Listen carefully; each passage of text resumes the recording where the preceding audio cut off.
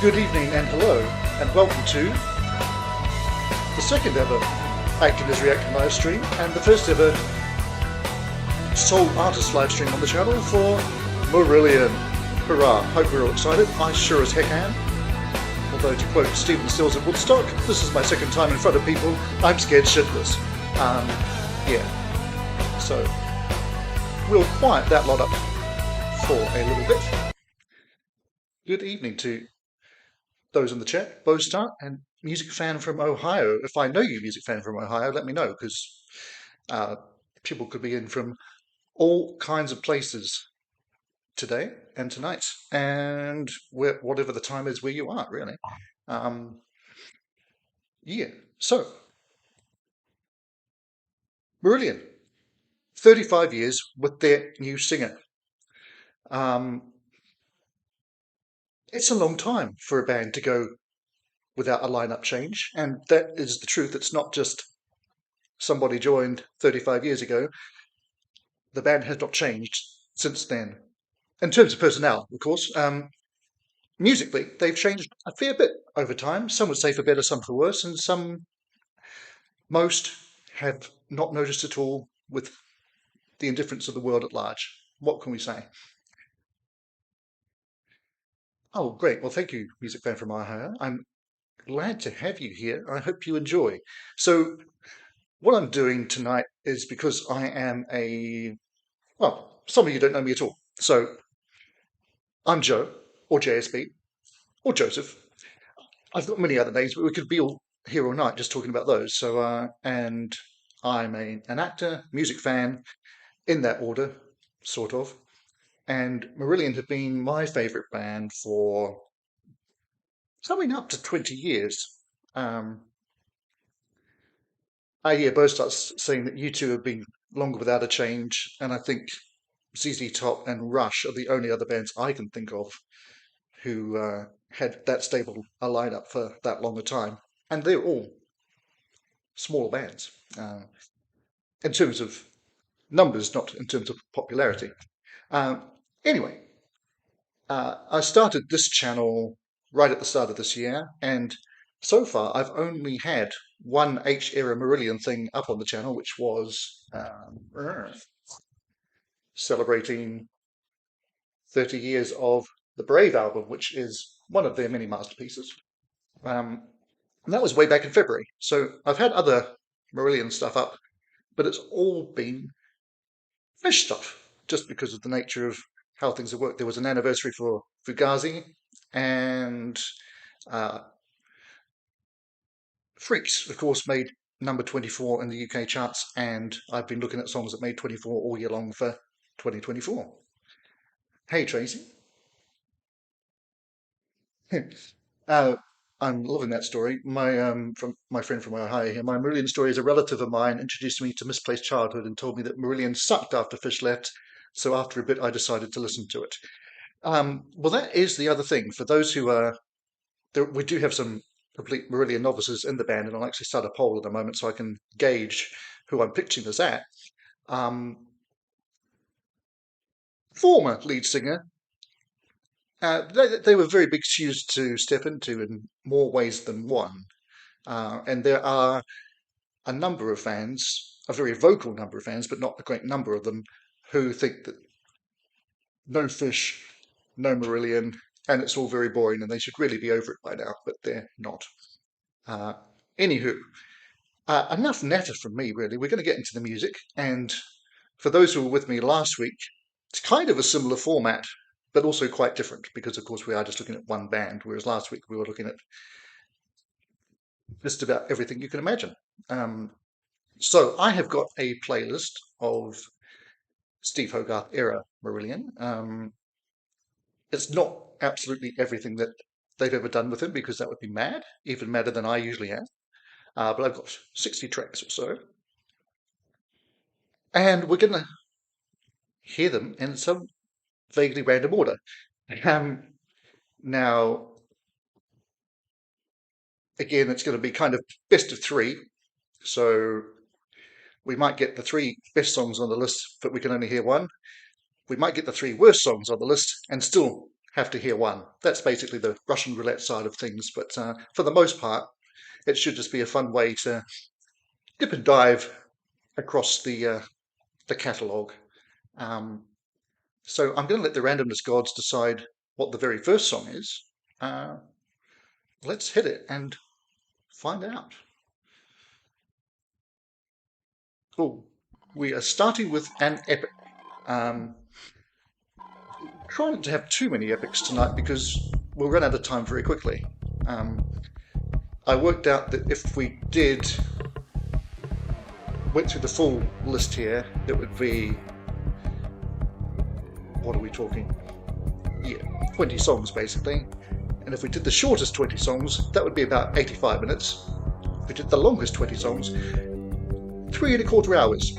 So, yeah, we won't be here that long. Aiming to be here roughly an hour and a half, maybe 2 hours if it goes extremely well, and people are enjoying themselves.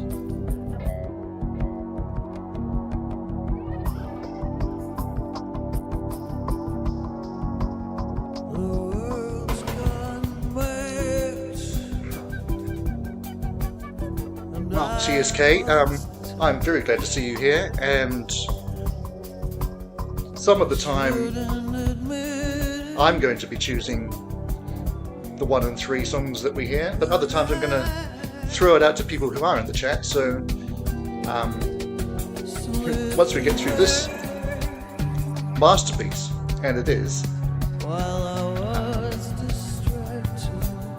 we'll get into some actual choosing of tunes that will all get deeply interesting, I hope.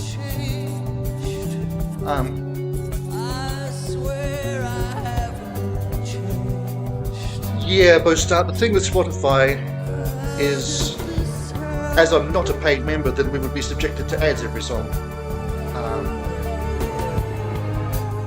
So that's why I'm not using it for this one. There will be hopefully future streams where I kind of do a mix between a playlist that I've got and then other songs on there that maybe other people bring, but that's for the future.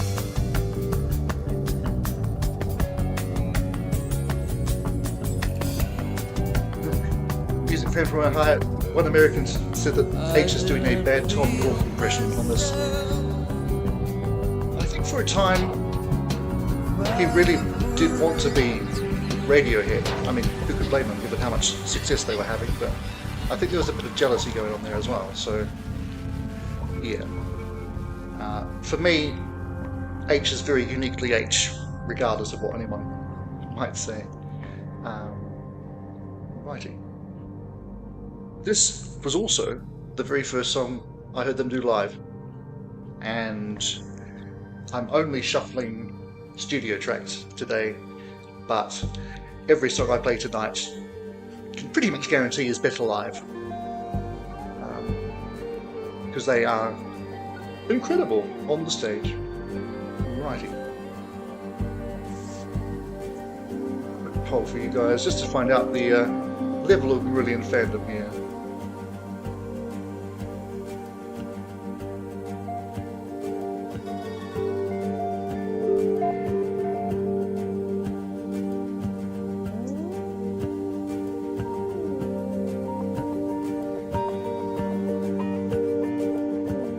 Apologies, I appear to be a little bit sniffly, which I wasn't expecting because I wasn't half an hour ago.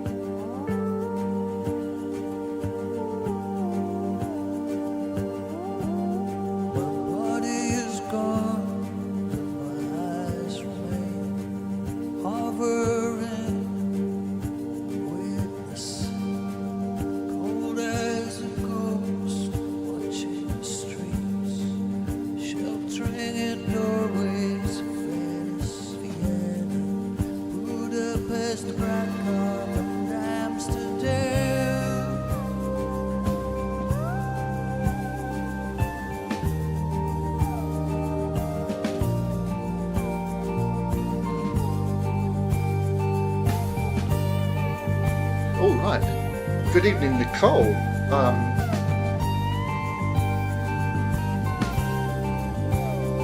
Yeah, I don't know if I agree. At least to this extent that most bands are better live. I mean, there's some bands that are really good live, but you can still listen to the albums and not notice the difference, if you know what I mean.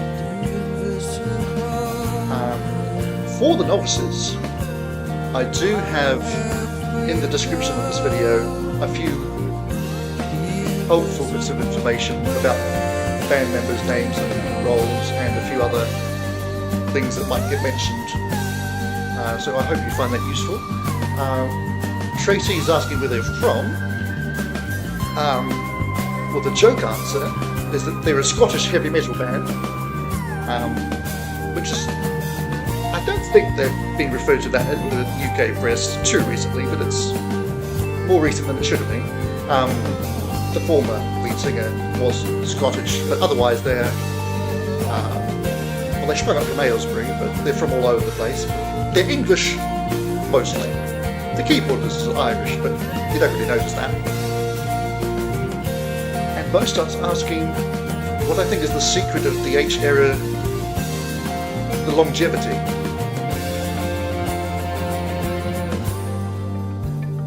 I think there's a connection that this band have with the fans, and I'll talk about that a bit later, but I think that is what's kept them going.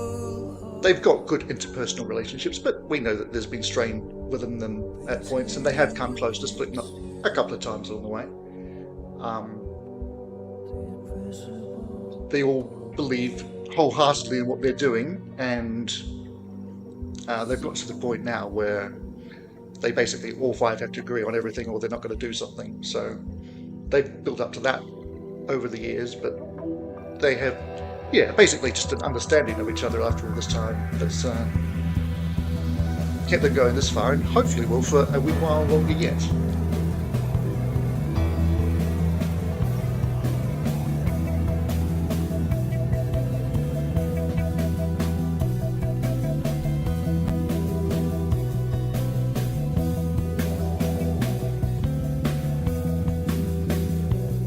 I'm aware I'm going to be talking a lot tonight, and I'm going to be talking over some great music. I will try and avoid talking over Steve Rothery guitar solos, but apart from that, if it's too much talk for you, I understand, but yeah, keep things running as much as possible. So, music fan from Ohio, how many times have you had the chance to see them, if you have? And have you been to conventions or Marillion weekends, that sort of thing? Cruise to the Edge, maybe? Or are you too far away from anything like that to have actually had that opportunity? And yes, Pete Trewavas, bass player, is incredible in Transatlantic, which is a super proggy band.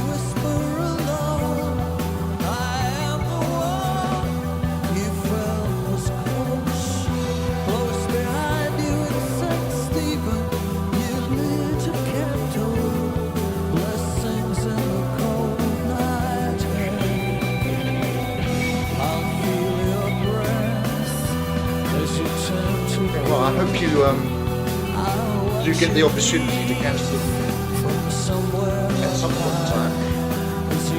I've obviously heard them live, and presumably seen any of the gazillions of Blu-rays and things. Okay. Yeah,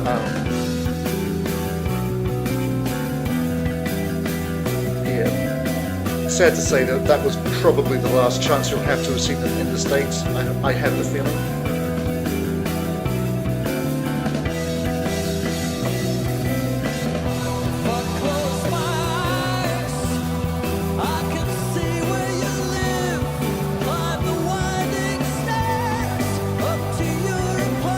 Eugene saying, who I know is Tia's game, that the secret of the longevity is the music she's involved in.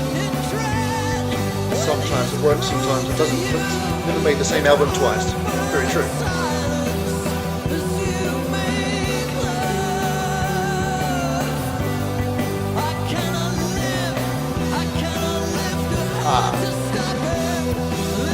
Bow stuff.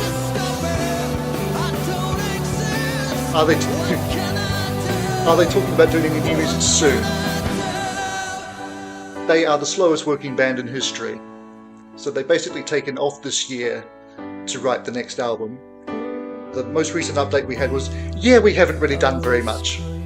And now they're going to take 6 or 8 months to rehearse for the next round of Marillion weekends.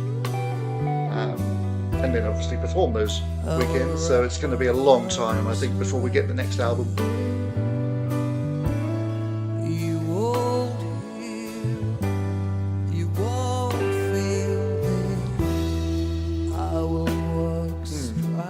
I had heard talk of an American tour, but I know that they would want to if they possibly could.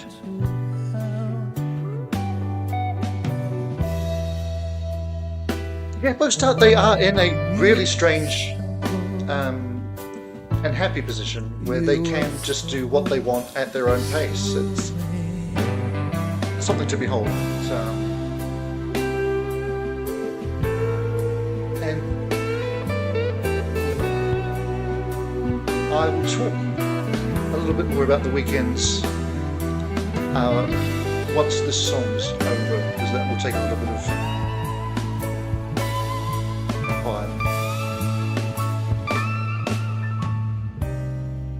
Only 2.5 minutes left to go on track number 1, folk.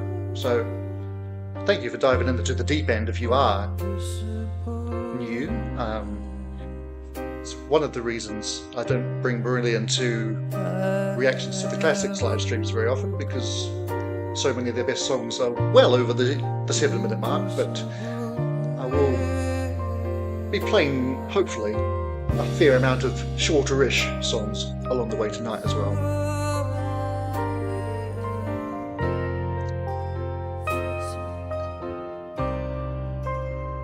Yeah, I'll just call you Ohio for ease of brevity, saying that morons in the States won't see them without fish. Do you think that's more pronounced in the States than it is elsewhere? Because, I mean, you can't see a post on a general prog or even rock posting that mentions Marillion without loads of people coming out the woodwork saying, nah, not listened to them since Fish left. So maybe they just had a big enough fan base here to get over that.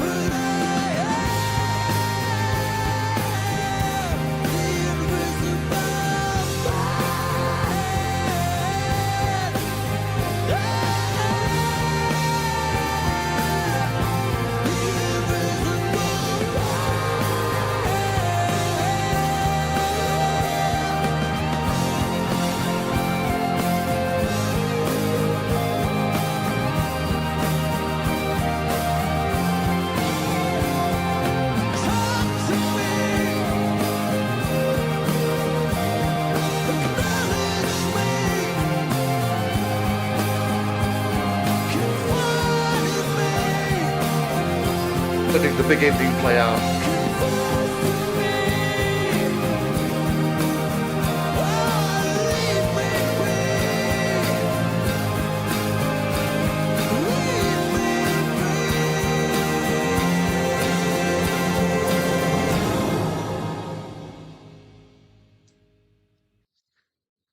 Boom. That was The Invisible Man. And is still a strong contender for my favourite Marillion epic. But then again, as soon as I say that, I start thinking of other ones and thinking, oh, maybe it's that, or maybe it's this. There's going to be a lot of that tonight. Right, before I move on to the first random selection of 1 and 3, I am going to talk about the Marillion weekends a little bit, because Boast asked the question about where they are. They have evolved over the years. They've been running since 2002. And the first couple were fully immersive in the UK at Minehead, I think, Butlins there. And then since 2007, the main one, where it's at a centre parks and you basically have 2,500 fans taking over the whole place, and it's just like a little culty Marillion village and as paradise. That is at Port Zealand in the Netherlands. And as I say, they've been there basically every 2 years since 2007. Next year will be the very last one they do there, because they basically erect a giant tent in a car park, but that's going to be demolished and turned into something else, so they're not going to have a place to do it. But also, it's always been 3 nights, completely different sets every night, so roughly 7.5 hours of material. And as they get older, that's a bit of a strain. So what they're doing is now doing them in more places, but less time. So 2 nights basically. So next year they are doing 3 nights in Port Zealand, but with a gap. Just doing Thursday, Saturday, and Sunday. There's one in Montreal. I'm going to Leicester in the UK. And there's Berlin, Oslo, and Padua, I think. So yeah. Previously they have gone to South America as well. They've done at least one in Chile. Never been down under. Their loss. Well, actually, one member's been down under, but we might get to that later. All right. Yeah, interesting to hear from the American perspective that they have picked up quite a few fans through Transatlantic, and even the guest appearance that Steve Rothery and H did with Dream Theater on one of their DVDs got them some notice from American fans who probably otherwise would never have listened to them. So they have their ways of being found by those with, shall we say, more open ears. So, all right, it's time to get random. Let's see what my first choice of the night is going to be to present to you. I'll try and make it a contrast from that. So I've got Man of a Thousand Faces, The Sky Above the Rain, a bit long, or Waiting to Happen, the 2022 remix. Well, that's about as different from what we just heard as you can get. So let's do that.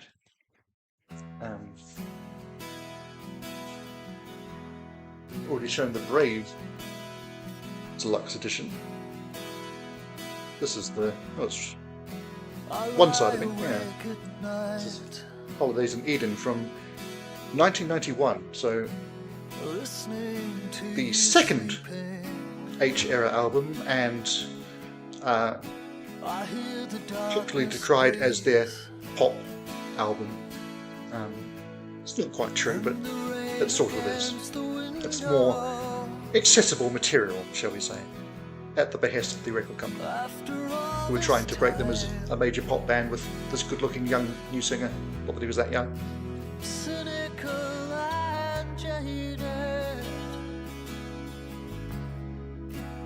All the stones are diamonds, and all the blues are faded. Most adds that this was the first album not to have the original logo. Very true. And I can understand the reasons they wanted to ditch the logo, but the fact is they've never had a decent logo since.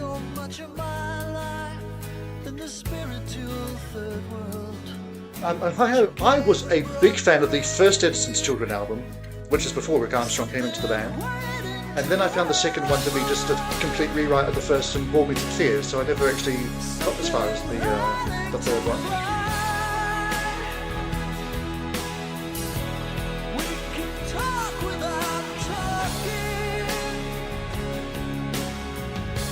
No, but they basically had a logo per album. I mean, sometimes, most of them you could really call a logo. They've had fonts.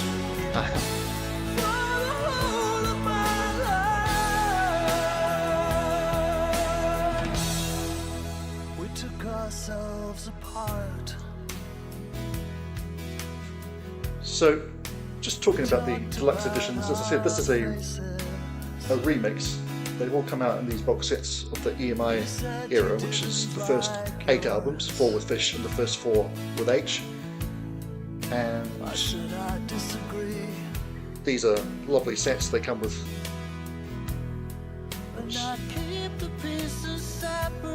beautiful artwork and lyrics, and essays about the making of the albums. And it's multi-disc set, so you've got the album, you've got a 2-disc live set from the time at Hammersmith in '91. You've got a Blu-ray with the music videos and a German TV concert. I mean, they are things of beauty, really, and all a die hand could possibly want, pretty much.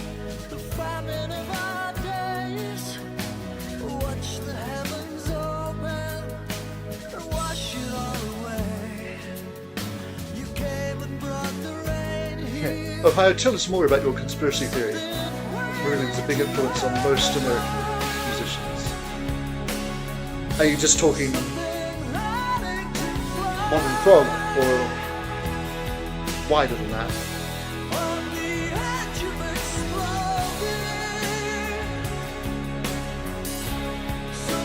TSK, Holidays and Evenings growing on you over the years. It's not exactly my entry point, but close to. I had 6 of one, half dozen of the other, and well, I had a very weird Fish Era compilation was my first Marillion CD, and I'm still here. First track I ever heard was Grendel. But yeah, I was kind of more into AOR, I guess you'd call melodic rock, and Holidays and Eden is a nice gateway drug for me into some of the more progressive tendencies, so they dipped me further into prog than I've ever been before, really.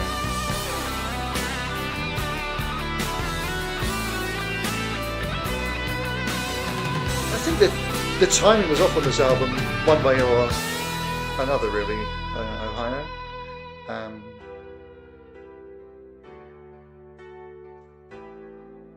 And speaking of Ohio, I'm going to give you the very next choice. So we'll have there is a little bit of a lag on the stream, so we'll have a tiny pause, but you've got 3 options. Please choose between Trap the Spark, King, or, from the same album that we just heard, Cover My Eyes, Pain in Heaven. Let me know in the chat which of those 3 you would like, Ohio, and we'll get it playing. Have you always had that strong a reaction to Grendel, TSK? I mean, I remember being about 12 minutes into it and thinking, what the hell have I got into here? But yeah, I kept listening. But yeah, when I discovered the second era, then that's when I became very interested. And yes, for a start, I know what what Grendel means to a Whovian.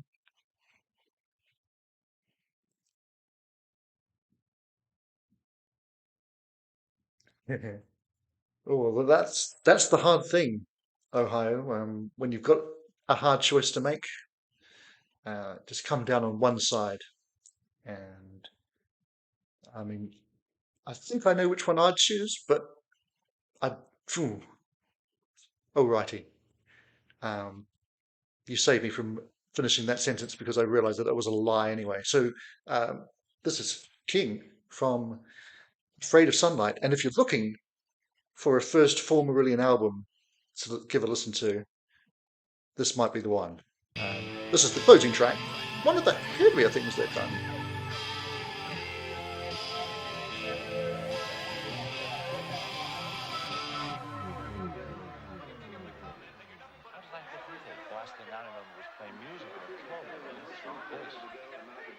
For those who are in the novice camp, this track is kind of all about the price of fame and what it does to you. Partially inspired by the fact that they were the very first band to play the stage that Nirvana last played on after Nirvana had done their last show and Kurt had... Well, you know what Kurt did.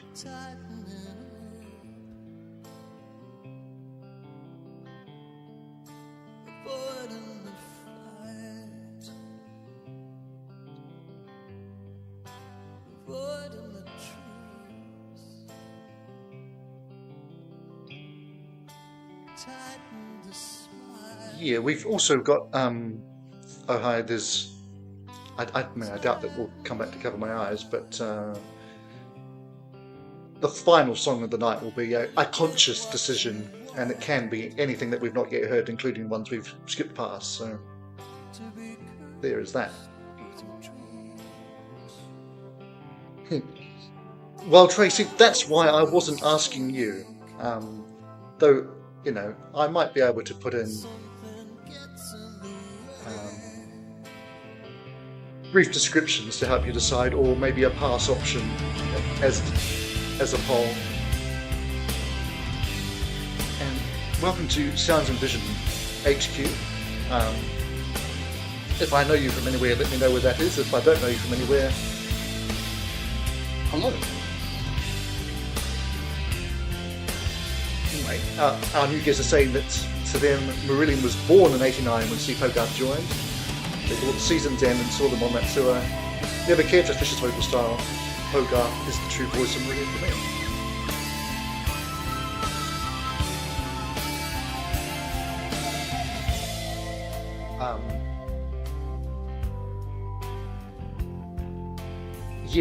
Spoiler alert, Bostart, we won't be doing that. Not that there aren't excellent H-led versions of Kaylee. There's even a studio recording of it, but I haven't got it because it's on a... They re-recorded it for a Brazilian compilation that's very expensive to get and really not worth it for a few re-records.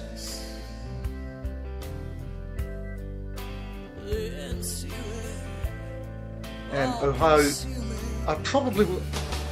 I mean, who knows? There's definitely stuff from Brave in the mix.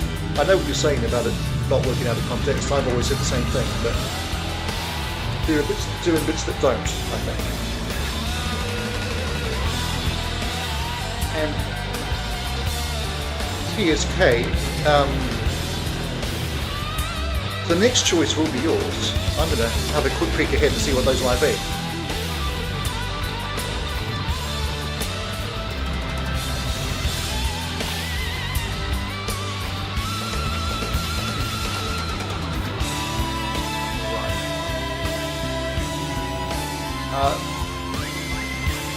TSK, your choices are Splintering Heart, Easter, or The Strange Engine.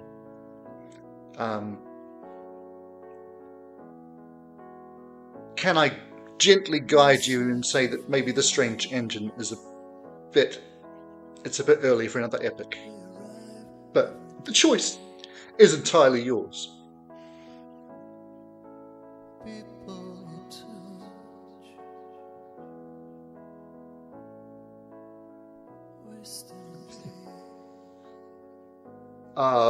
Ohio, funnily enough, I have a humorous ABBA video going up in the middle of the week, which is quite different from the stuff I used to do on the channel.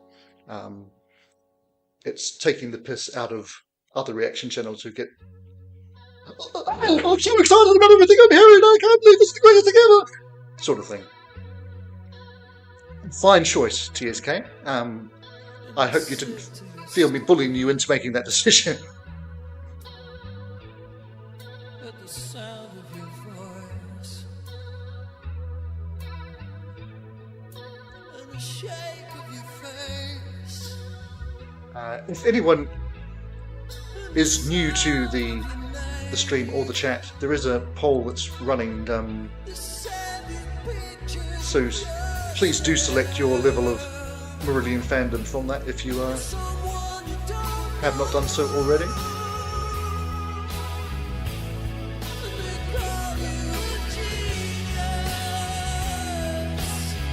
I would say that Easter is the song that turned me from very interested in this band to utterly obsessed with them, so yeah. Well, you just wait for it, Nicole. I'm not sure the ABBA fans are going to get the joke, and I've said some things to deliberately troll them, just because I'm quietly evil at times. We shall see.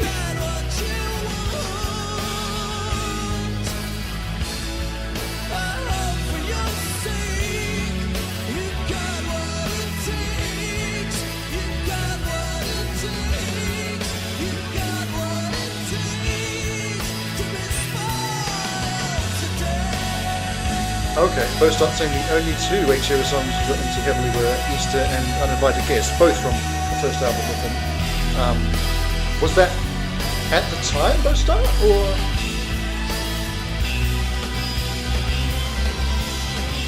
It's more recently than that. Well, hey, you've never heard The Strange Engine? Are you going to pick up the new deluxe edition of that? Because I haven't, and I'm here now to assess my chance on that.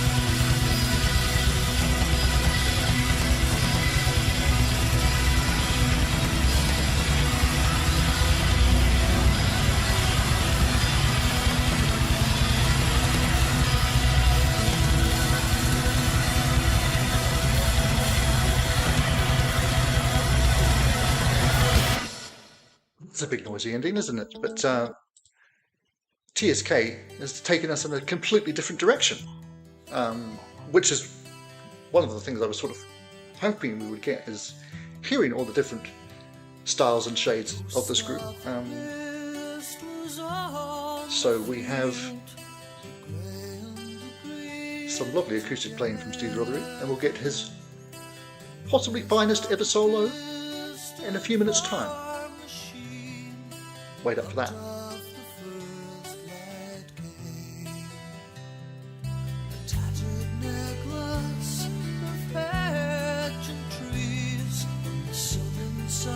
I take it that review is of the re-release first up.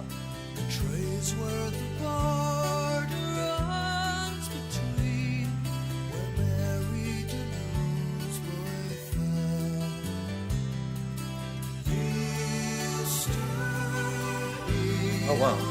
So you were obviously aware of them both start at the stage of, or the early stage of the H era. Interesting. I mean, I literally would not have heard of them were it not for the internet, so yeah.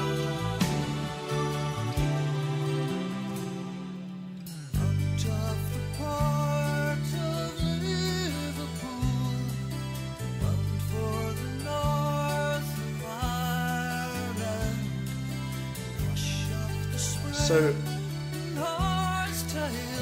one of the other hilarious things about Marillion fandom, and I'm especially looking at our ladies, if they're still here, Nicole and Tracy, is that 99% of Marillion fans are men. Most of them are a fair bit older than me, which is to say, pretty thick and old. So, from a beautiful young lady's perspective, let me know your thoughts on Marillion so far.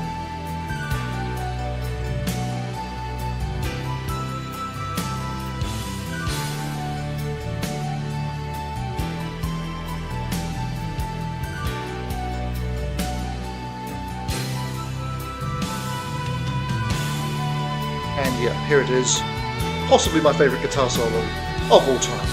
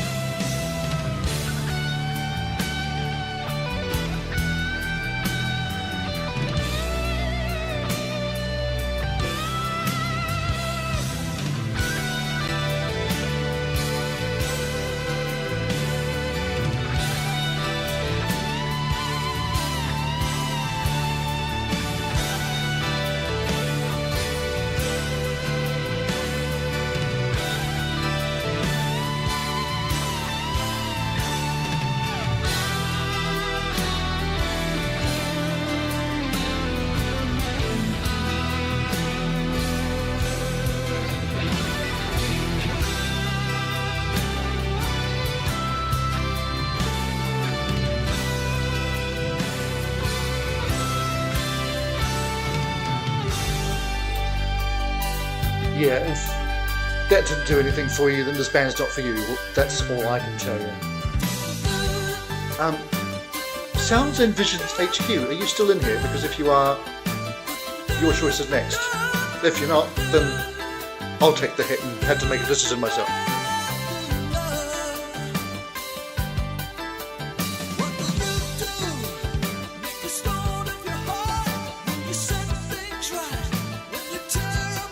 Corbo, start, let me know when you are back, if you are there to hear me say that.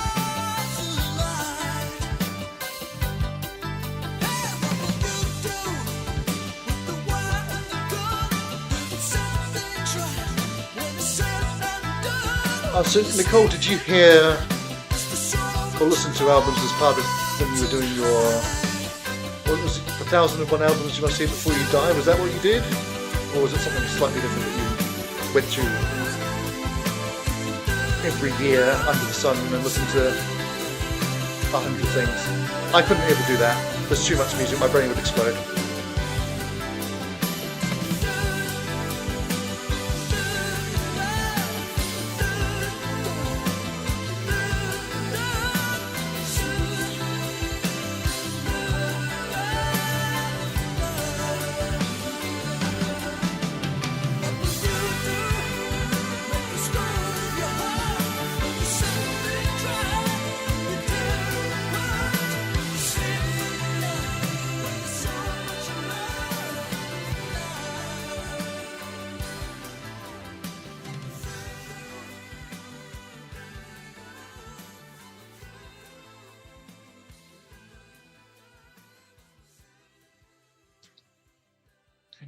Just like that, we're all over it. I haven't heard from Sounds and Vision HQ, so I'm going to have to make the next choice, which will obviously not that one. So I've got the video edit of Don't Hurt Yourself. Nice quickie. No One Can.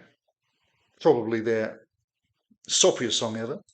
Or Genie from Marbles. Marbles is the album that we opened with The Invisible Man, but this is a shorter, more accessible song, and it's the one I'm going to go with. As H wants to introduce, this is a true song about something that happened. And just like him, it's too lengthy to explain, so I'm just going to play the damn song. Yay!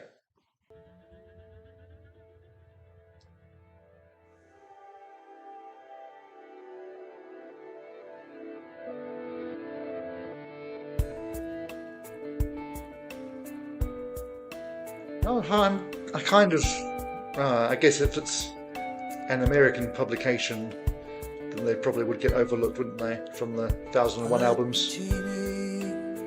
But, yeah.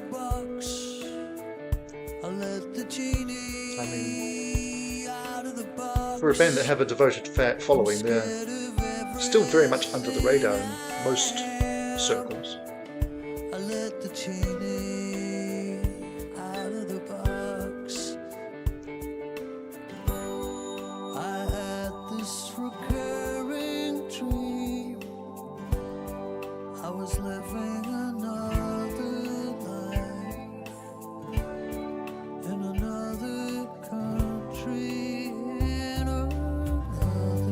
Well, Nicole, maybe you were going through, I don't know, Rachel Music or something, because as Ohio indicated before,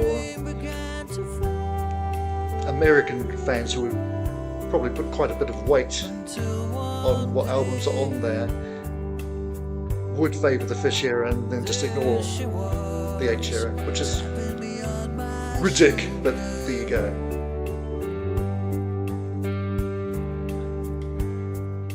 Welcome back, Rostar.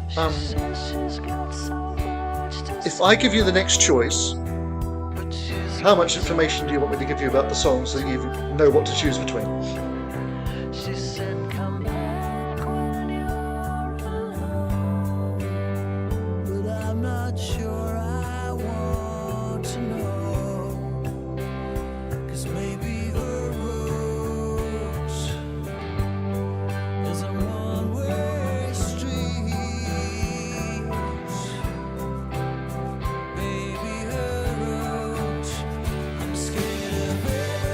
Tracy, do let me know when you need to disappear as well, if you haven't already.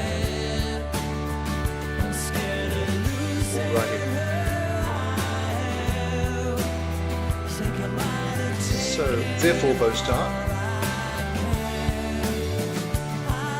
We've got Alone Again in the Lap of Luxury, the single edit, 4.5 minutes from Brave in 1994, reached number 53.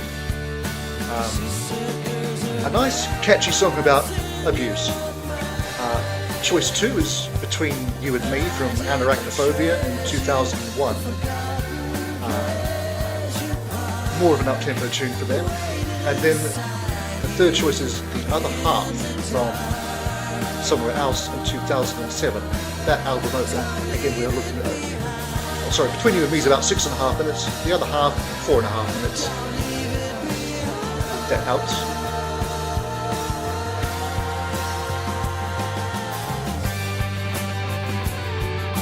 Now, I don't know how to describe the other half. It's a mid-tempo pop rocker, I suppose.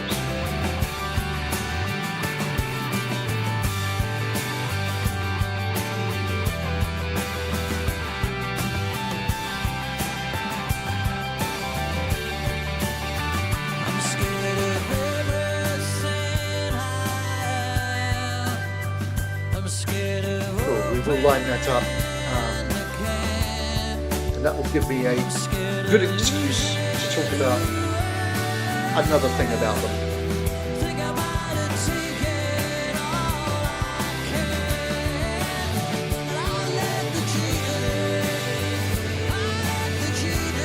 Three things about them, don't think of it.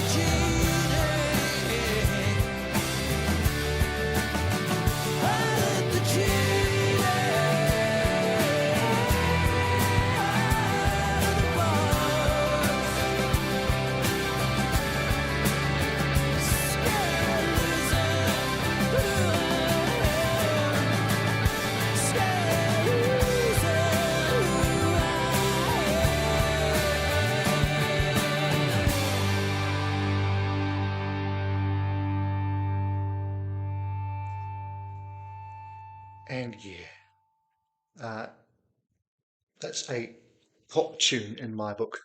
So we're moving on in a sec to Between You and Me, which, as I say, opens Anarachnophobia. Now, two things about this that brings to mind one of the first Marillion weekend I went to was 2011, and the final night of that was called The Glow Must Go On. And what basically happened is not dissimilar to what we're doing tonight. They would give us a choice just between two songs, and we had glow sticks, and we'd waggle them and shout, and whichever got the biggest waggle and shout was the song that they would play.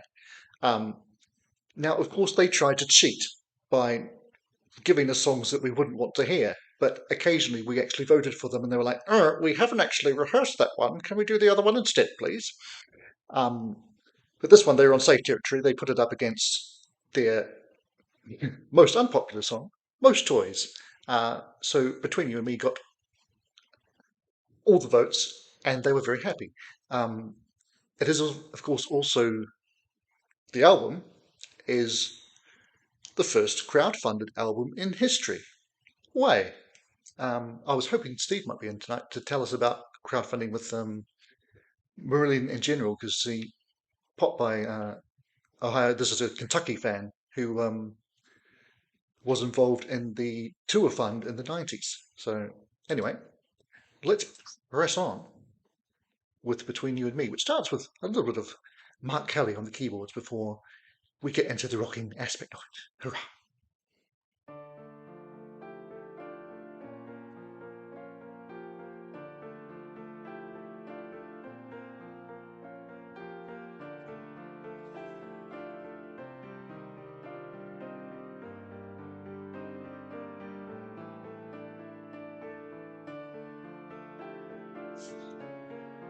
So yeah, on the subject of crowdfunding, people, if they talk about Marillion at all, it is often as the inventors of crowdfunding. But really, it was accidental, and it was the fans who did it.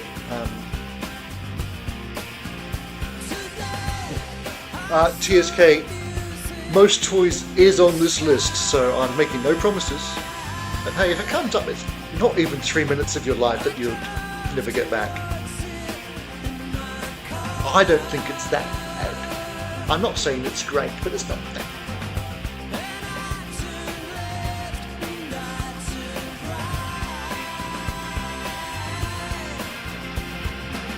I'm told Clutching at Straws is a 5 out of 5 for me. In fact, if you didn't know, my favourite 5 album run of all is Clutching at Straws, followed by the first 4 H-era albums, and Sean has reviewed all of those on RTTC for me over the years, so you can find out what he thought of it at your leisure.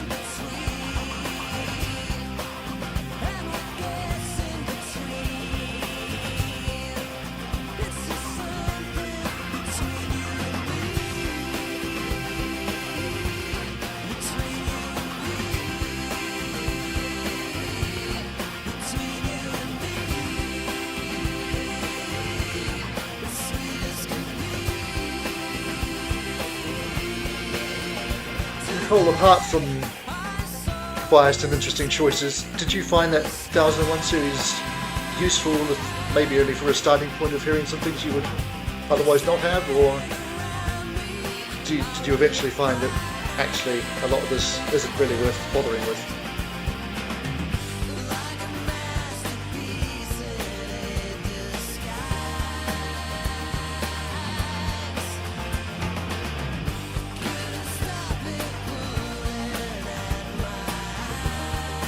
Oh wow, Marbles even cuts through there. That is good to know.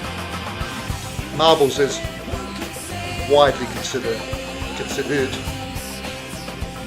the masterpiece of the H era. But as I say, there's more than one.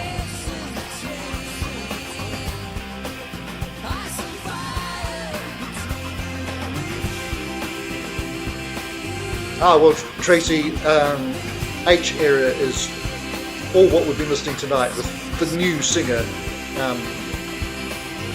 Last week we heard Sugar Mice, which is from Clutching at Straws that we've just been talking about, which was the last album of the Fish era, who was their original singer.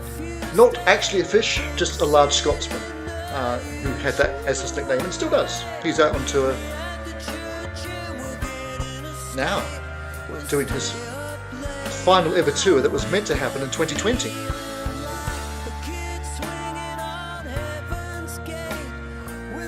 Yeah, Boast Out, we have had 2 songs from it, but then it is also a double album, so there's that. Plus, the nature of randomness comes into play as well.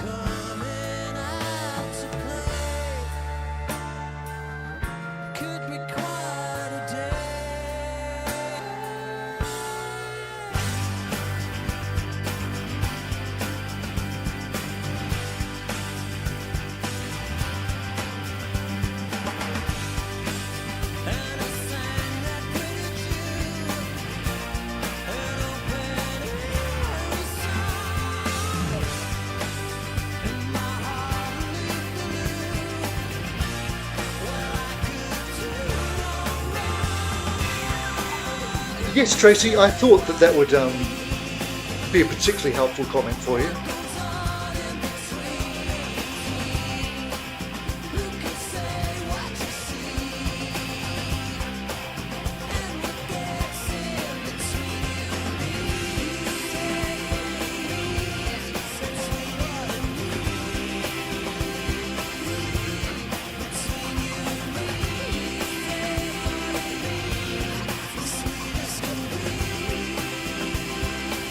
Oh, hi, if you could pull that off, that would be amazing. But do Dream Theater even have opening acts? I would have thought that they would just play the full set.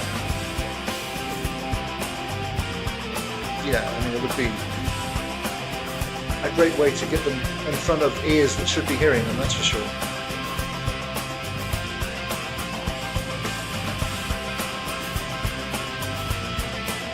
Yeah, and you mentioned Transatlantic before, Ohio. I think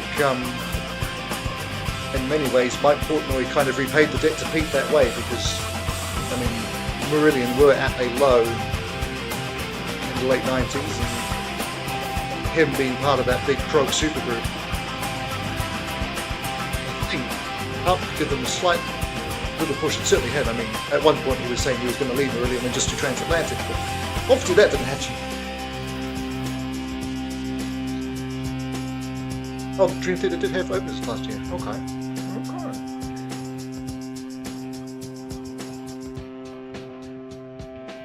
Alright folks, we're back to choice time, and it's the guy who makes all the bad decisions getting this one, i.e. me. So we know that the next track was the third part of Bo Stark's choices. So my three are Sounds That Can't Be Made from the Sounds That Can't Be Made album, which would be the most recent song that we've had, Runaway, the acoustic version from Brave, or The Carol of the Bells, which is the Christmassy song. We're not going to do that yet. We might have that as a fun option to close with, but let's do Sounds That Can't Be Made, which is, I think, a bit of a stupidly underrated album, actually, and it's great title track, which goes like this. One day I'll play you sounds that can't be made. So, as I've said, they have slowed down their output in recent years. This is 3 proper albums ago, so 2012. They've also put out interim albums, so they did an acoustic album in 2009 and an orchestral album in, when was that, 2019? Where they remade stuff, but they're not proper albums. But this is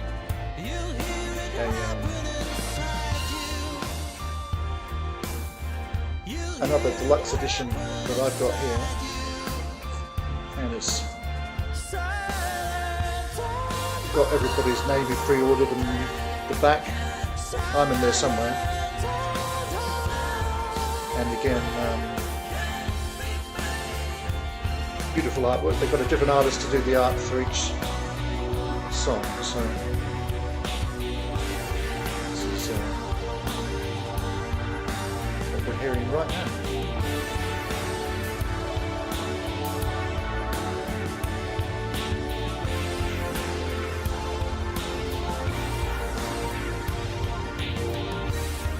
One day you'll play me sounds that can't be made.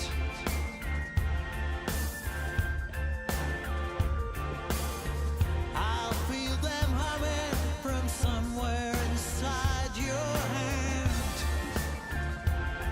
Oh, well, TSK, if that means that's why I know you, then I'm very thankful to it.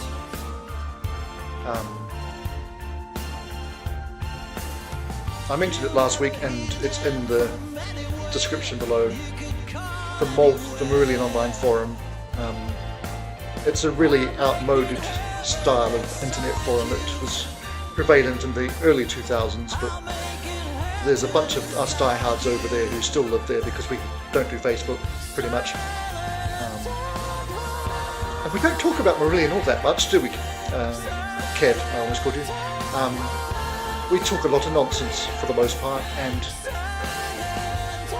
annoy and abuse each other, and it's great.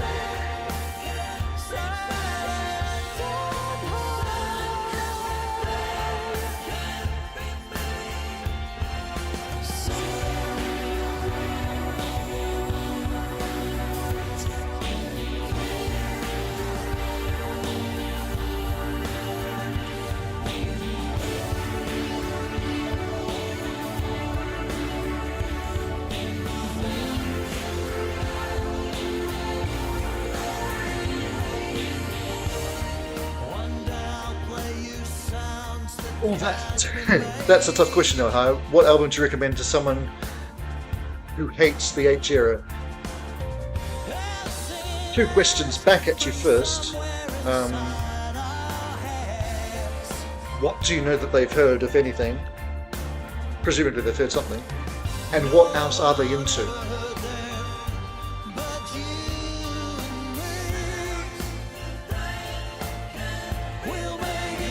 Just a heads up, I'm starting to get the warning that audio has been detected, etc. So I'm hoping it will hold off long enough for us to get to the hour and a half mark, but we may get taken down, in which case I'll try and come back for a part 2, or not, depending on how far we've got. But I'll let you know in the chat either way what's happening and whether you should stick around or say goodnight at that point.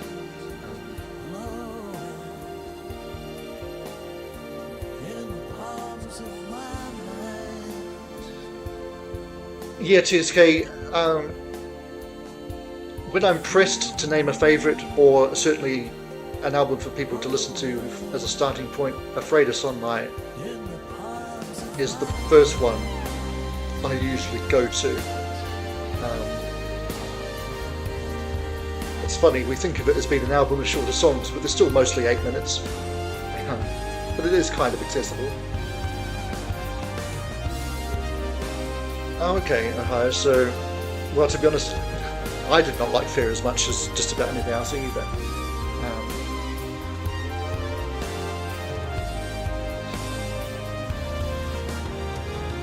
So I would probably try them on Afraid of Sunlight, to be honest.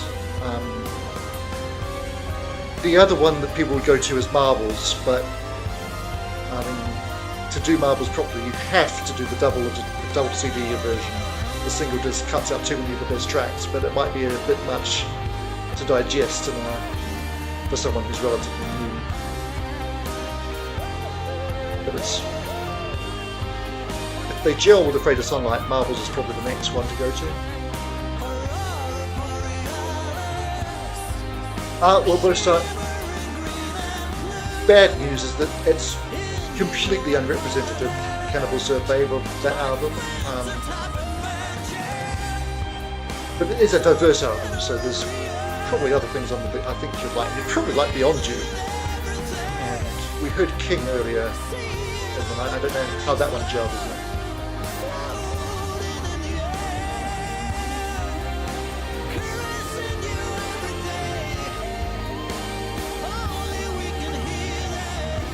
I'd also sort of be tempted to tell them to go to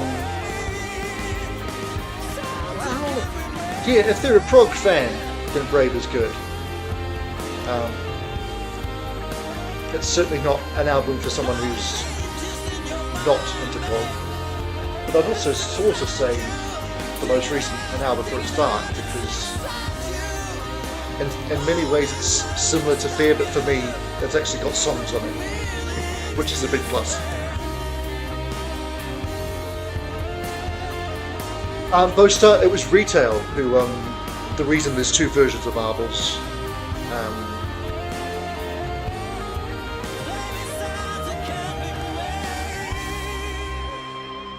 Yeah, the retailers said that they wouldn't sell a double CD of a band like Marillion, so give us a single disc version, please.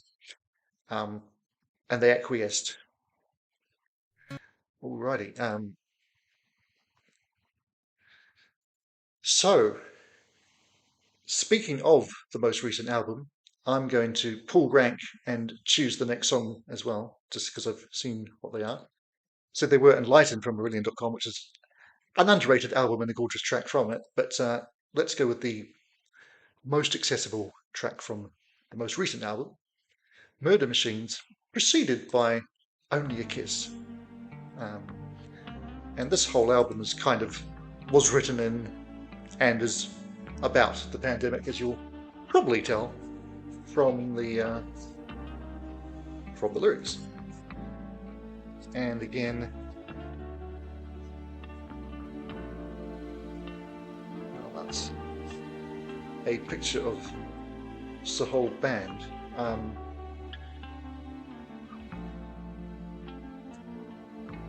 H has gone grey as of this year. I mean, he went grey before he even joined the band, but he'd been dying his hair a long, long time. He's finally given that up, but I have got a picture of that.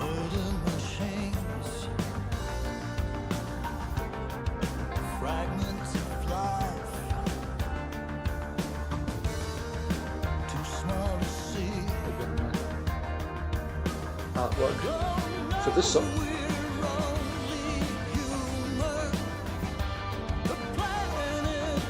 Both like, yeah, Be Hard on Yourself is Climate Change, which was not their first go at that either.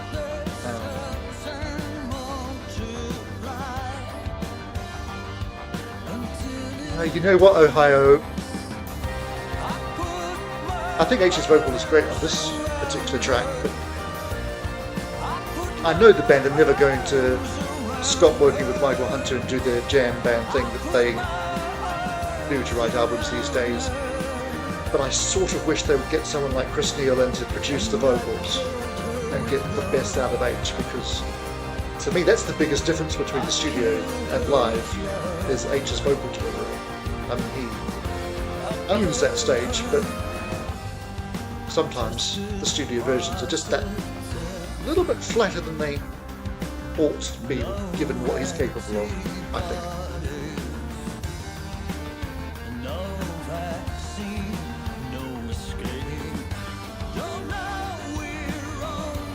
But Ohio, I should give you the next choice after this.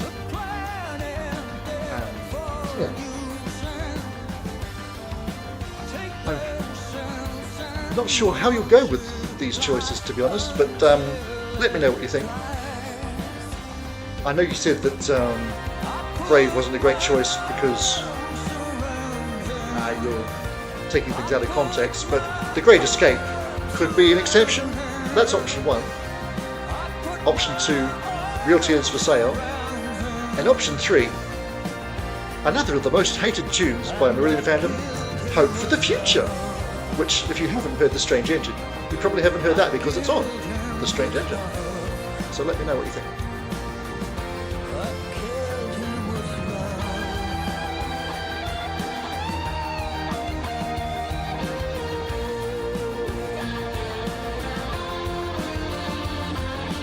If you're trying Brave, it is a dense album. It was Sean's favourite of the ones I gave him, I think, but it's also one that you really have to be in the mood for. I think it's possibly the best, but it's not one I play a lot. But if you want to dip into it, the opening few songs are on my Brave video from way back in February of this year, so you can check that out. So dip your toes in if you fancy and see if you want to hear the rest afterwards.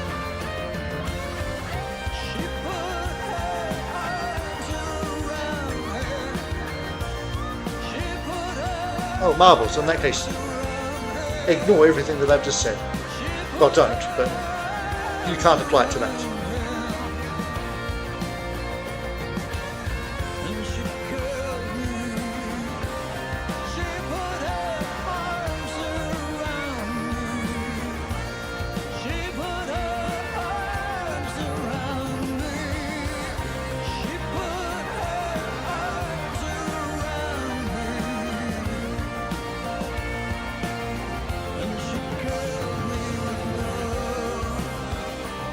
Alright, you see it there in the chat. Somebody has asked us to play Hope for the Future. It's not me saying we should hear it. I put that little disclaimer in.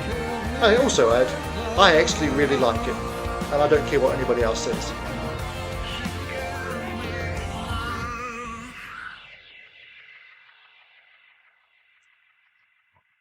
Yeah.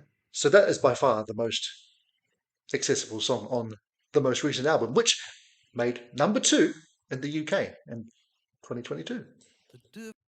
Alrighty. So that was White Paper, was one of my choices that we didn't go with. We're skipping over The Great Escape and Real Tears for Sale to get to, what do we even call the song? Is it samba? It definitely shows their versatility, yeah. And after this, TSK, you'll be up. So what will you take us to from the magic of Hope for the Future? We've got Memory of Water, the Big Beat Mix, A State of Mind, or The Party 2022 Remix. I don't know if that's an easy choice, but it is yours.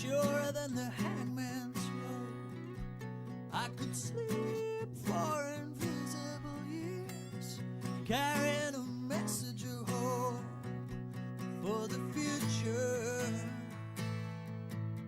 for the future.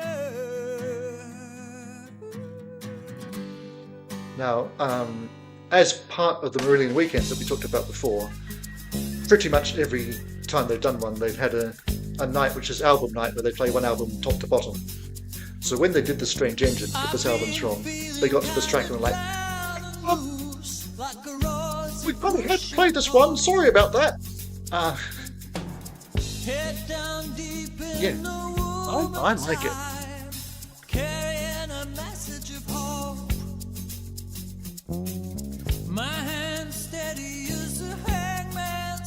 What do you give those? Yeah, Harry Droney is a thing. Some people will hear them that way, and I mean, the real problem with them is, even as someone who loves them to death, a lot of their songs could do with a bit more pruning than they get given.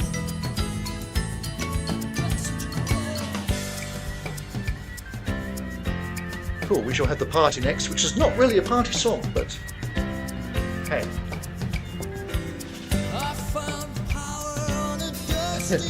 I have to say, I'm glad I put this one in the mix because I'm glad to see it getting some love. It doesn't get enough. I wonder if it's been receiving any reappraisal with the recent re-release of The Strange Engine. I haven't seen really much about that release at all, to be honest, but I know it's out there. Hey love, good to see you. I closed the poll that I set up with earlier, but if you want to let me know where you stand on Marillion fandom, as in, are you a fan? Do you know a bit of them? Do you know nothing of them? Do you hate them but just fancy me? Those are your options.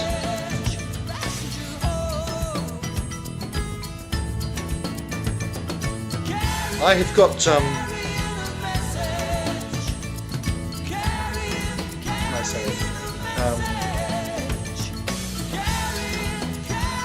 I've got that set so that the chat will hopefully play when people watch this back on catch up, as they did in far greater numbers than I expected last week.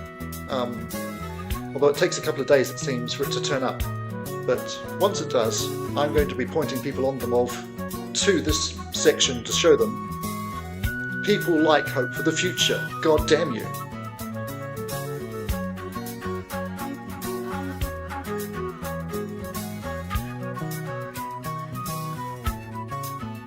I'm afraid, though, that those who are enjoying this one will find the next one to be quite dreary.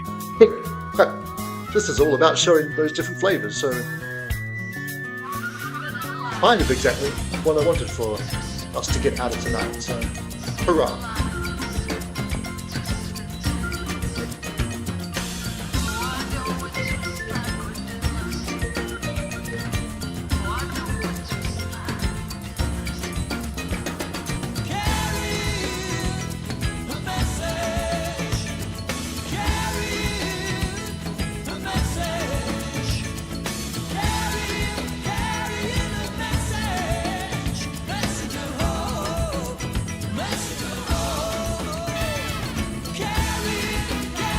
Thank you both, I shall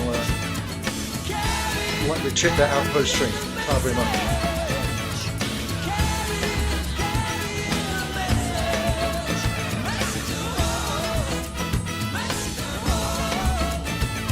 Well, Tracy, there's not another one like that. That is a very random one-off in the catalogue, but we shall... She bought a bottle of cider. As you're able to stick around, and you're falling out to have a choice, I'm going to give it to you now. Let's see what that might be. Thought she was older. Well, Tracy, you have got a choice between three of my absolute favourites, but it doesn't mean that you'll like them. Option one is Beyond You from Afraid of Sunlight, which is kind of Phil Spector-ish Wall of Sound vibe going on. The Space from Season's End, the debut with H, and the album closer, which is Overworked Guff. But incredible. Or Care, which closes the most recent album and is 15 minutes long and will make me cry in front of you. Up to you. There are no wrong answers with those choices as far as I'm concerned. Hi JG, maybe I can, but not tonight because it's not a Marillion song.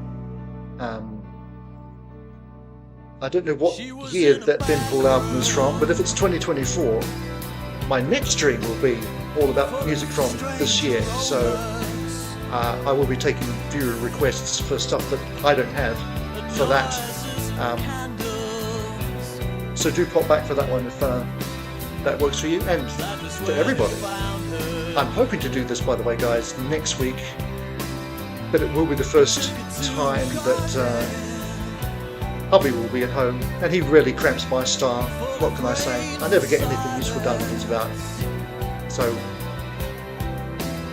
I'll try and get one more done. Other than that, I'll definitely be back to stream on the first weekend of January. And again, that will be a mix of stuff from all over the place. So thanks for being my guinea pigs. We've gone from UK hits from the 60s to 90s last week to nothing but Marillion tonight. I'm just in experimentation phase with my live stream. Very new to this aspect of YouTube. Enjoying the heck out of it so far myself. I hope you are too, but I appreciate this isn't going to be for everybody, and nothing is. So, yeah.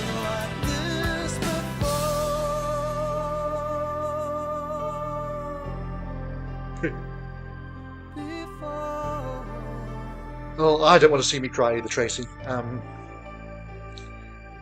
Just Beyond You make me cry as well. There's quite a few Marillion songs that make me cry, to be fair. I'm a bit soppy like that. And that's one of the reasons I like them, because I like a good ball. That's also one of the reasons I don't listen to them as much as other bands, even though they are my quote-unquote favourite.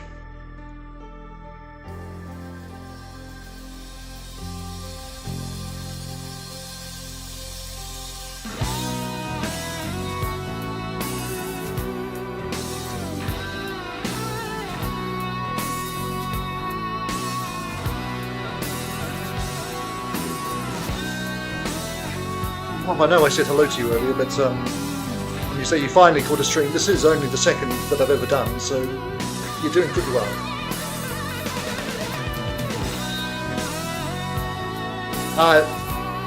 Yeah, Ohio, the space is amazing. But so is Beyond You, which is what we're going to have. And,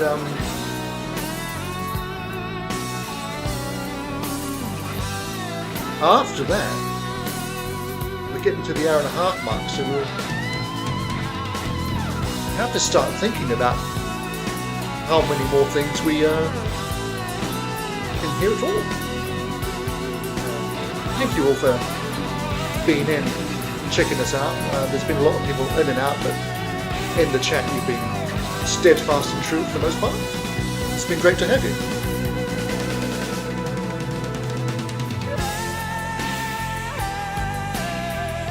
Hey Steve, glad you could make it.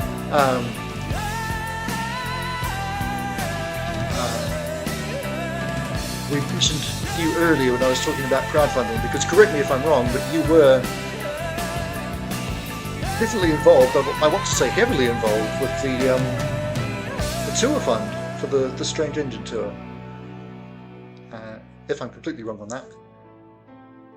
Hey. You want an upbeat one? Well, I'll give you the most upbeat one of those three, Tracy, and that will be The Space. It's... yeah. Let me know afterwards how I did, but I mean, you won't know what the others were to compare it to. And Steve, once we have heard Tracy's choice, I'll give... one to you, so keep your ears tuned. Yeah, as I say, I could have heard any of these three very happily. So that's Beyond You being zapped because it's not up-tempo. The Space goes through a variety of moods, starting with this one.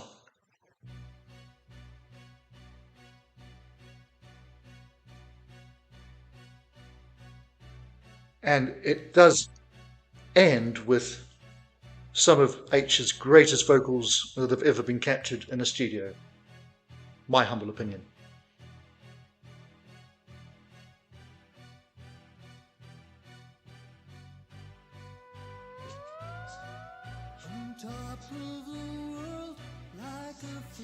I think this was the last of the EMI eras to get the deluxe treatment.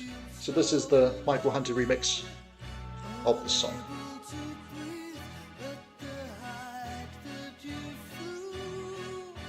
That's what the album cover looks like on the remix, but that was the original down there.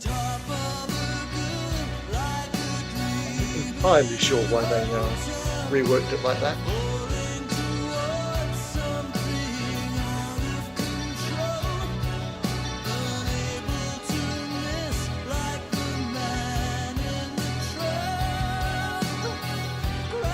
Well, it's not close to the last album of the EMI was Afraid of Sunlight, 3 albums after this.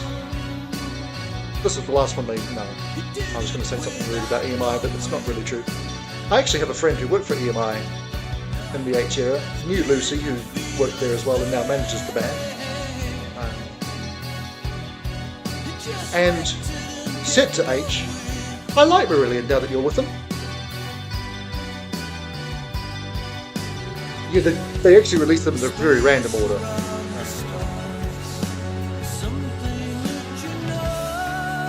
Let's see if there's a band picture in here. I mean, my goodness. How young does he look there?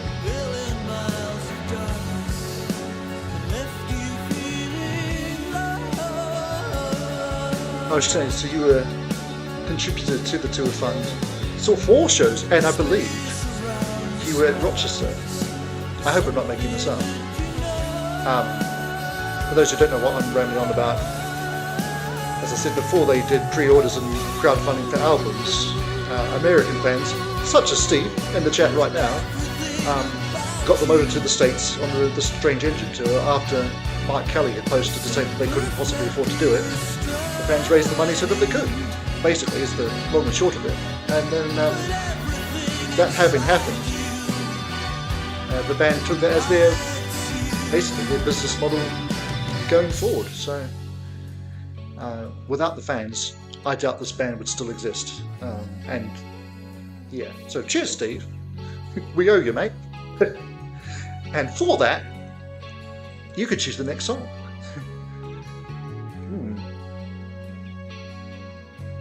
We haven't had anything from Radiation tonight, but we've got 2 options from it for you. Cathedral Wall, Under the Sun, or alternatively, the Steven Wilson remix of Living with the Big Lie. We've not had anything from Brave either, so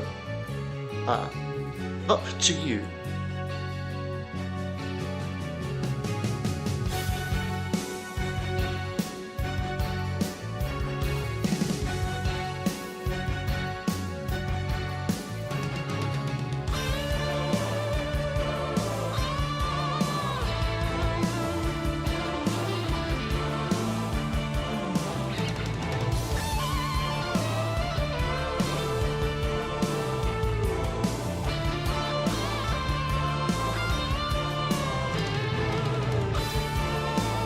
Under the Sun. That will please Tracy because she wanted something upbeat, so I haven't really delivered it to her on her choice. And Nicole, are you still in? Because I don't think I've given a throw out of a song choice to you yet. If you want one and you are here, let me know and you'll be after Steve, and then we'll after that we'll probably collectively choose our final song for the night.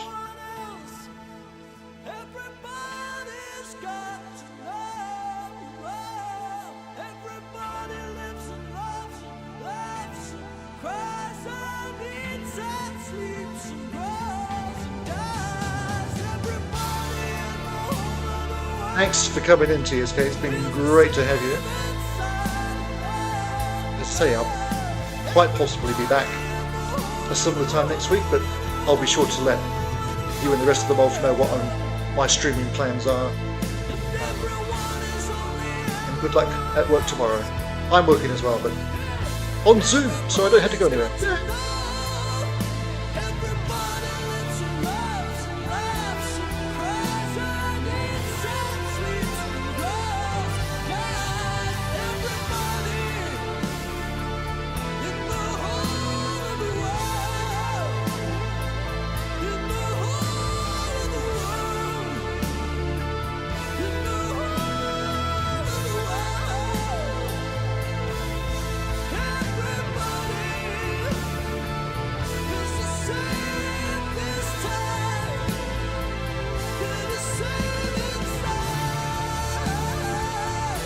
That's all right, Nicole. I just didn't want you to be left out. So therefore, I will make the choice of the song after Steve's, and then we will collectively work out what to end on. Here is the second of Marillion's Climate Change Trilogy. Seasons End in '89.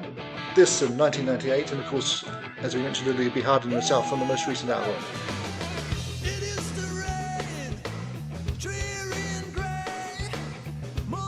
So, the late 90s was a really interesting period for the band, in that they were basically dumped by EMI in '95, signed a 3-album contract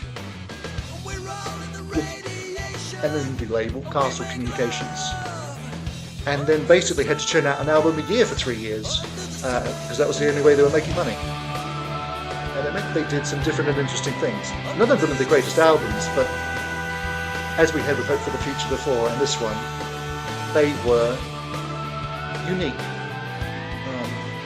So I enjoy that period. Well, Tracy, that is going to be one of the choices. A Christmas song. And my username on the MOLF Marillion online forum is Radiation. Not because this is my favourite album, because it isn't, but just because it was a name I used across multiple forums, and people everywhere would be able to tell that it was the same bloke, basically.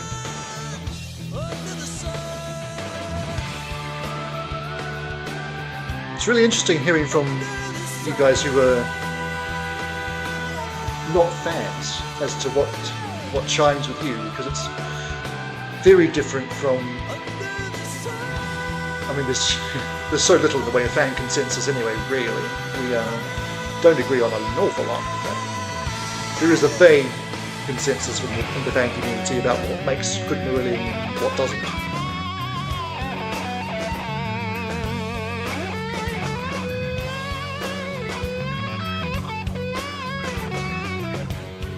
By the way, Sean was hoping to get back to join us tonight, but he had to take Gina to various places. He was not looking forward to being out a week before Christmas. I don't know if he had a terrible afternoon. I hope not, but maybe we'll get him third time lucky next week. Who knows?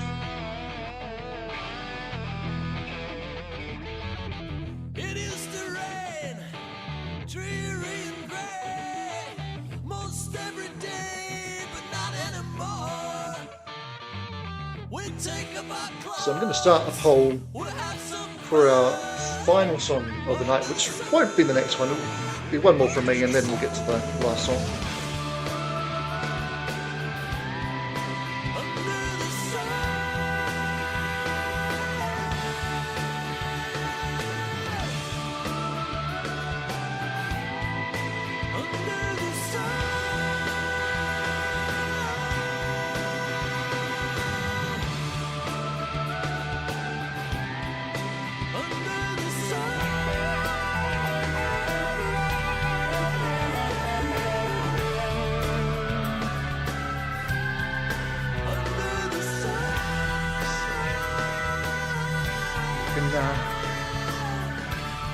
Get voting on that. Hurrah!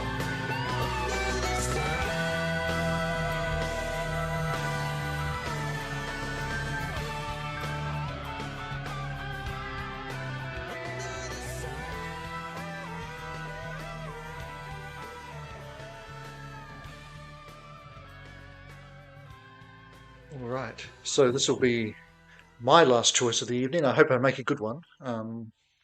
Let's see what I've got to choose between.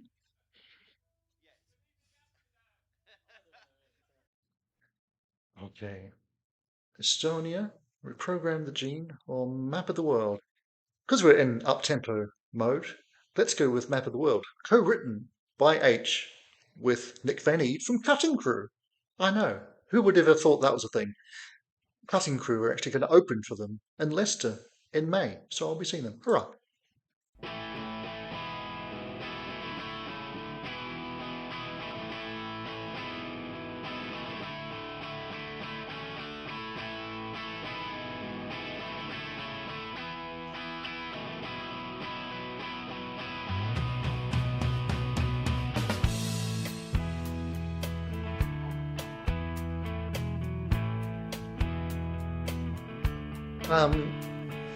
Watching the people on the street today, she couldn't help I just mentioned that Nick Van Eede was the co-writer of the song, which reminds me of the time at one of the conventions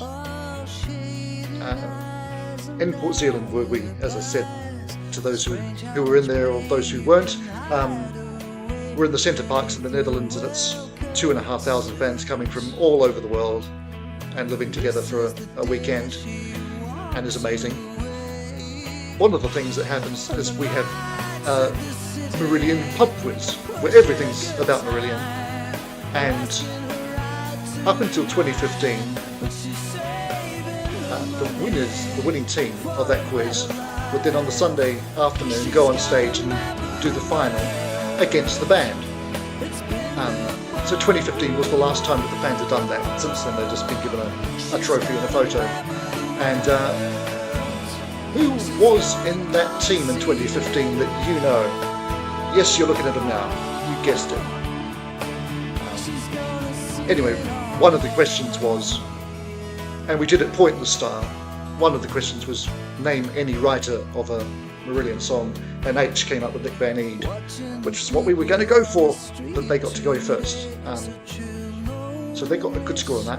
We came up with Colin War, which was also not bad, and obviously we beat them in the end. Huh.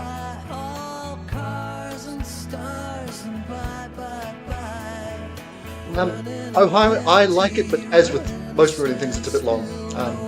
But they weave in a bit of the James Bond thing for extra laughs. So they've done a lot of Christmas songs over the years, but that is the only one I actually have. Because people who know me know I don't really do Christmas, or at least not Christmas music.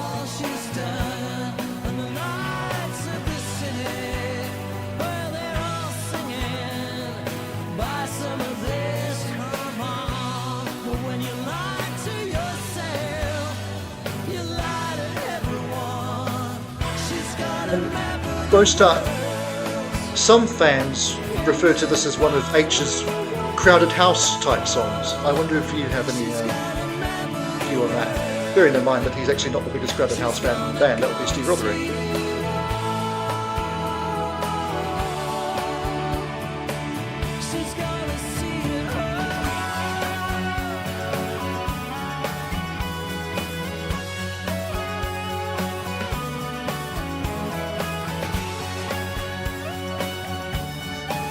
Oh, quite most of it.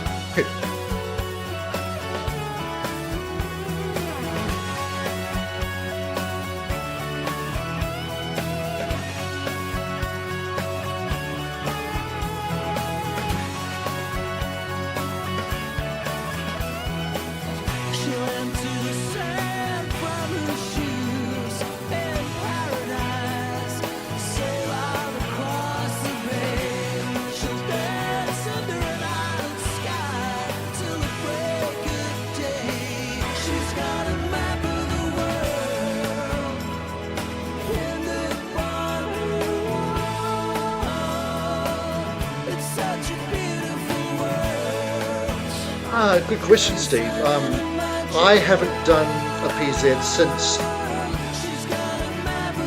COVID, so I was there in, was it 2019? And Frog Boy was definitely there then, but I haven't seen him since.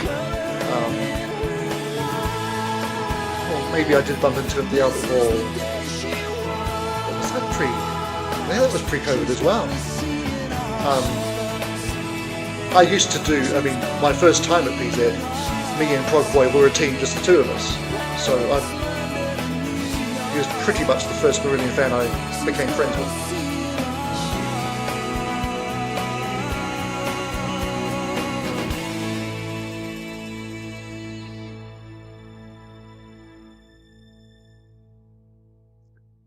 Righty, so that, good folk of the internet, is the final random song for tonight, but not the final song. It's received 2/3 of not many votes, but it's what counts. So we are ending, as we did last week, where we finished basically with Jethro Tull and Greg Lake proggy Christmas songs. Here is Marillion's version of The Carol of the Bells to close us out for the night. And a Merry Christmas to all comers.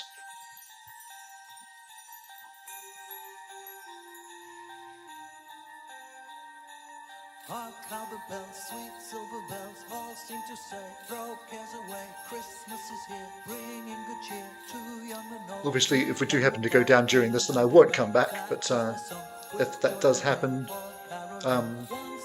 thanks all for being in with me tonight.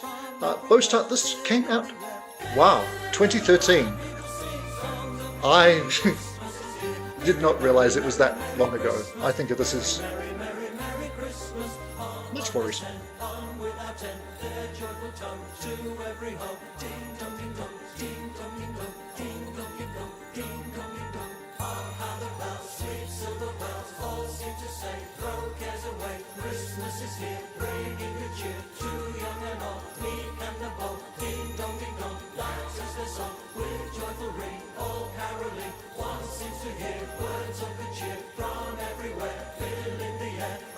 So,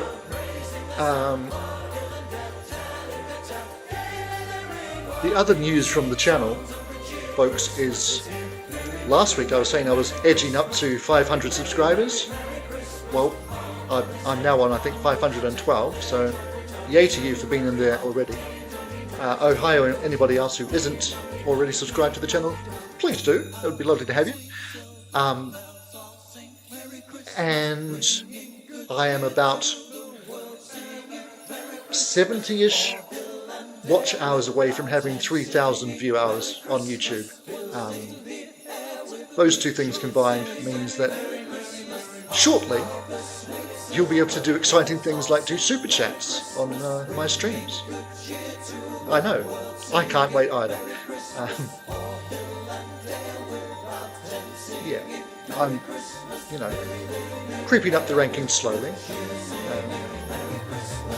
Bear in mind that only 9% of all YouTube channels ever make it as far as 1,000 subs, so I'm probably already in the top quarter, at least third of YouTube, which just seems insane to me, but that's it, there's a lot of channels.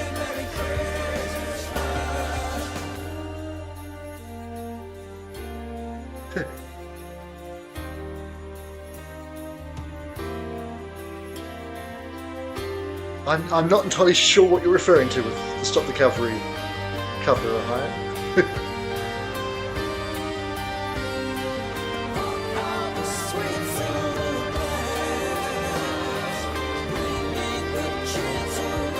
They did a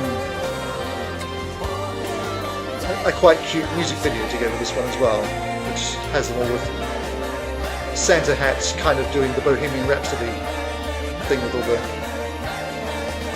faces and the effects.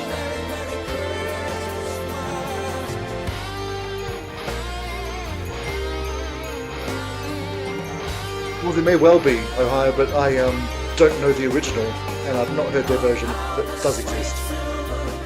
And Bostart, I think I will stream again next week. I hope to, but I'll confirm during the week. If I do, it will be all about 2024 music. I'll have a random list of stuff I've got from this year, and then I'll be mixing that in with requests from you lot for any other thing, and that I will take off Spotify next week for the first time. Um, doesn't mean I'll be able to put the lyrics up because I'm not using Streamlabs or any other fancy stuff. It's literally just running off OBS. That may change as time goes on as well.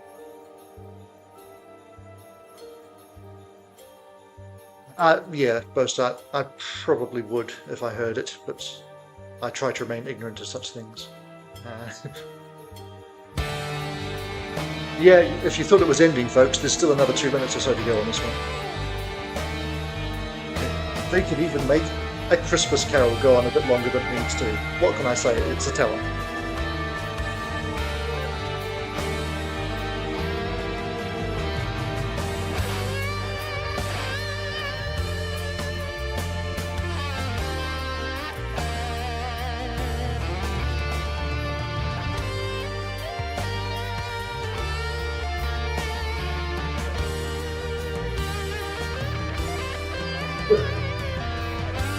No, Tracy, I think you'll find that cats love me and would never do such a thing as boot me in the face for anything I might have said.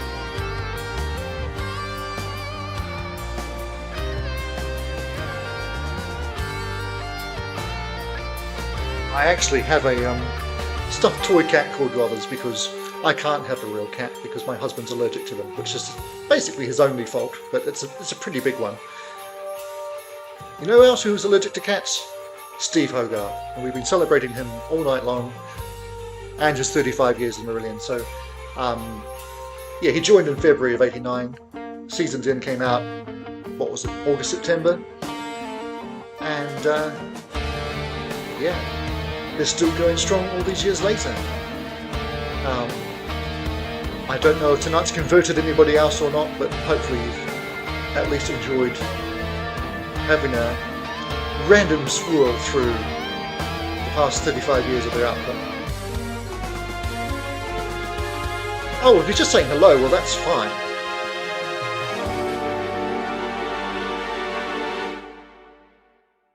And yeah, that was the James Bond ending. I'm sure you spotted that. And that is the ending of Acting is Reacting stream number 2. Again, thanks to you all who have been in from Woe to Go, so Ohio and Bo Start, Tracy, Nicole, you've been in and out, and obviously Steve, you joined us towards the end. We had TSK in for much of the stream, and other people who've popped by along the way. I really appreciate it. It's I always figure, especially now that I know that people do actually watch these things on catch up as well, that even if none of you turned up, I could just carry on and somebody would probably watch it eventually. But it's much more fun doing it with you live in the room. I mean, not in the room. You know what I mean. This is why I usually play music instead of just talking, because if I just talk, I end up talking utter nonsense. So, on that note, thanks again, and I hope to be streaming next week, but keep an eye out on my page and also those of you who are in the reactions to the classic streams during the week for updates in there if I'm around. And yeah, the old catchphrase is coming right up. It's bye for now, but not for long.